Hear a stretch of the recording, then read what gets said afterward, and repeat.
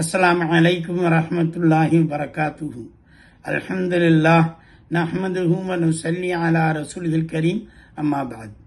கற்றதும் கேட்டதும் தவணை 86. சங்கைக்குரிய அல்லாஹ்வின் நன்றியார்களே, இமாம் கஸ்ஸாலி ரஹ்மத்துல்லாஹி அலைஹி அவர் குறிப்பிட்ட அந்த 16 அம்சங்களிலே முதலாவது அம்சம் ஆன்மீக அறிவு, இரண்டாவது அம்சம் கடமைகளை பற்றிய அறிவு. நான் தொழுகிறேன், நான் நோன்பு பிடிக்கிறேன், நான் ஜக்காத்து கொடுக்கிறேன், நான் ஹஜ்ஜிக்கு செல்கிறேன். உச்சகட்டமாக முதலாவதாக நான் ஈமான் கொண்டிருக்கிறேன். 5 கடமைகளை நான் அறிந்திருக்கிறேன்.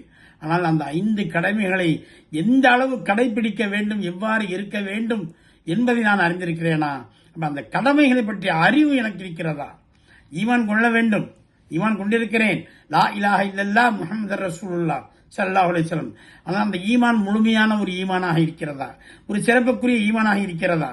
அல்லாஹ் ஜல்ல ஜலாலுஹு திருமறை குர்ஆனில் மீண்டும் மீண்டும் கூறுகிறோம், ஜத்திது ஈமானுக்கும் ஃபகூலு லா இலாஹ இல்லல்லாஹ். உங்கள் ஈமானை நீங்கள் புதுப்பித்துக் கொள்ளுங்கள் லா இலாஹ இல்லல்லாஹ் சொல்வது மூலமாக என்று.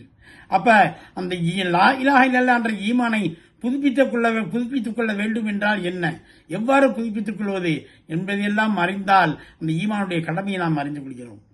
இரண்டாவதாக நாம் தொழக்கூடிய தொழுகை. இன்னைக்கு எத்தனையோ பேர் தொழக்கூடிய அந்த தொழுகை, அதிலே முறை தவறி தொழ வேண்டிய முறைகள், அதற்காக பேணுதலாக இருக்க வேண்டிய, அதற்கு முன்னால் செய்ய வேண்டிய காரியங்களை நாம் சரியாக செய்கிறார்களா என்பதை நாம் சிந்தித்து பார்க்க வேண்டும். நம்முடைய தொழுகை அல்லாஹ்வின் புறத்தில் அது கபூலியத் ஆவதற்கு ஏற்ற மாதிரி நாம் தொழுகிறோமா? எம்பெருமான் ஸல்லல்லாஹு அலைஹி வஸல்லம் ஒரு ஹதீஸ் கூறுகிறது, ஒரு மனிதர் ஒரு ஆடை அணிந்து தொழுகிறார். அந்த ஆடை 10 தினாருக்கு வாங்கினார். அது 9 தினார் ஹலாலாக இருந்தாலும் அவர் இந்த ஆடையுடைய அந்த விலையின் 10 தினாரிலே 1 தினார் ஹராமாக ஆகிவிட்டார், அவர் தொழுகை பாத்திலாக விடும் என்று, அது ஏற்றுக்கொள்ளப்பட மாட்டாது என்ற கருத்தை ஹதீஸ் இருக்கிறது. ஆக நாம் அணிந்திருக்கக்கூடிய அந்த ஆடை அது ஹலாலான சம்பாதித்து வாங்கிய ஆடை தானா? அதுக்கு முன்னால் ஒளி செய்கிறோம், ஒளி செய்வது முழுமையாக இருந்ததா? ஆயம் ஸல்லல்லாஹு சுட்டி காட்டினார்கள், அந்த கணுக்காலை கீழே ஒரு காசின் அளவு, உதாரணம் நாம் சொல்லலாம் 25 பைசா அல்லது 50 பைசா, அந்த அளவு பகுதி கூட காலில் நனையாமல் இருந்தால், ஈரம் படாமல் இருக்குமையானால் அந்த தொழுகையும் பாத்திலாகிவிடும் என்று எச்சரிக்கை நமக்கு இருக்கிறது. ஆக நாம் தொழுகிறோம் என்று சொன்னால் அந்த தொழுகைக்கான ஷரத்துக்களை சரியான முறையில் பேணுகிறோமா?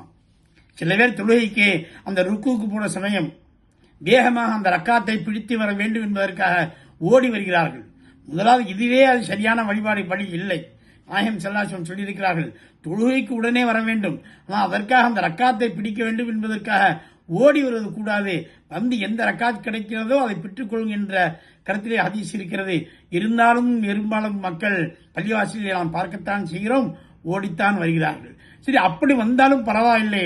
அப்படி ஓடி வருபவர்கள் அந்த ருக்குவிலிருந்து எங்கே இமாம் எந்திரித்து சமிஅல்லாஹு லிமன் ஹமீதா என்று எந்திரித்து விடுவாரோ என்ற அந்த அச்சத்தில் அவர்கள் பலதை நான் அருகிலே பார்த்திருக்கிறேன், தக்பீர் கூட கட்டாமல் நேரடியாக ருக்குவுக்கு வந்து விடுகிறார்கள். இப்படி சொன்னால் அந்த தொழுகை எப்படி சேரும்? அப்ப தொழுகையின் முறை, நீங்கள் ருக்கு செய்திருந்தாலும் கூட கைகளை உயர்த்தி அந்த அல்லாஹு அக்பர் என்று சொல்லிவிட்டு தக்பீர் கட்டிவிட்டுத்தான் குனிய வேண்டும் ருக்குவுக்கு. இதை அறியாமல் நிறைய பேர் நேரடியாக ருக்குவுக்கு சென்று விடுகிறார்கள். ஆக இத்தகைய அந்த காரியங்கள் பெரும்பாலானவருக்கு தெரியாமலே நாம் தொழுது கொண்டு இருக்கிறோம்.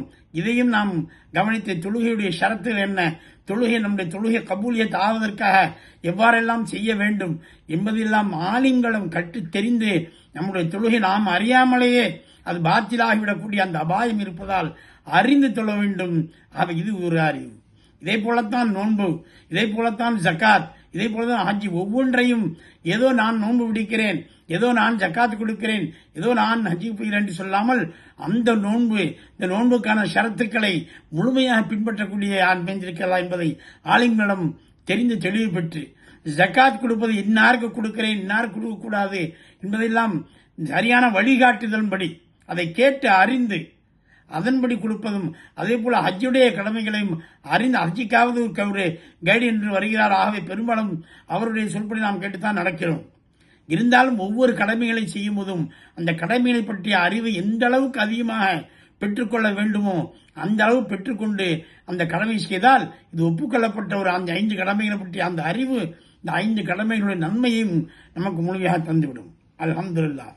மூன்றாவது இமாம் கஸ்ஸாலி ரஹ்மத்துல்லாஹி அலைஹி சொல்கிறார்கள், சுய முயற்சி, செல்ஃப் எஃபர்ட்ஸ். எந்த ஒரு காரியத்திலும் ஒரு பக்கம் காரியங்களை பற்றி அறிய வேண்டும், செய்யக்கூடிய காரியங்களை நம்முடைய சுய முயற்சி இருக்க வேண்டும். இதை பற்றி நாளை அடுத்த தவணையில் பார்த்துக் கொள்ளலாம். வாஹிரு தஅவானா அல்ஹம்துலில்லாஹி ரப்பில் ஆலமீன். ஸல்லல்லாஹு அலா முஹம்மது ஸல்லல்லாஹு அலைஹி வஸல்லம். ஸல்லல்லாஹு அலா முஹம்மது ஸல்லல்லாஹு அலைஹி வஸல்லம். ஸல்லல்லாஹு அலா முஹம்மது யா ரப்பி ஸல்லி அலைஹி வஸல்லம்.